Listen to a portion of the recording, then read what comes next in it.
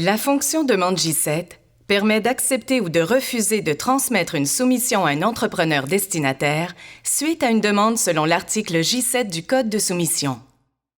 Lorsqu'un entrepreneur destinataire accepte un soumissionnaire suite à une demande J7, un courriel d'avis est envoyé mentionnant « Le nom de votre entreprise a été sélectionné dans le cadre d'une demande J7 et votre soumission est demandée. Vous pouvez rendre votre soumission disponible dans les délais prévus et selon la procédure établie par le BSDQ pour l'utilisation de la TES. Il est possible d'accepter ou refuser de transmettre la soumission.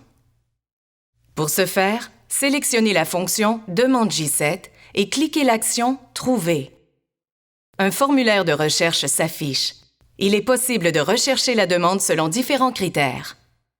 Numéro de demande, numéro de projet BSDQ, description, projet en cours après la clôture au BSDQ, projet fermé chez le maître de l'ouvrage en inscrivant une plage de date.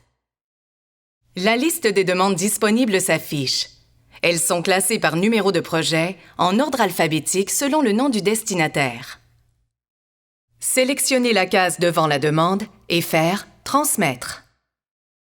Un message s'affiche avisant que la TES refusera par défaut toute transmission de soumission.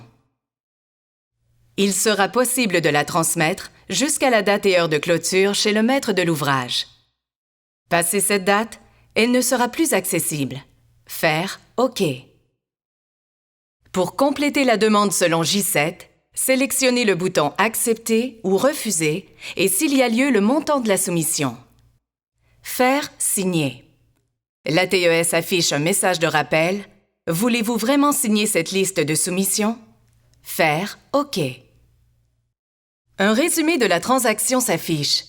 Inscrire le mot de passe à titre de signature électronique dans le champ prévu à cet effet et faire « Signer ». Un message de rappel s'affiche.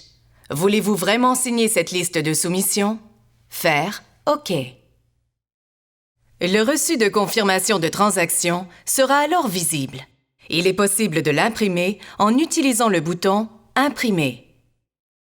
Le reçu est aussi envoyé par courriel aux usagers de l'entreprise selon leur profil.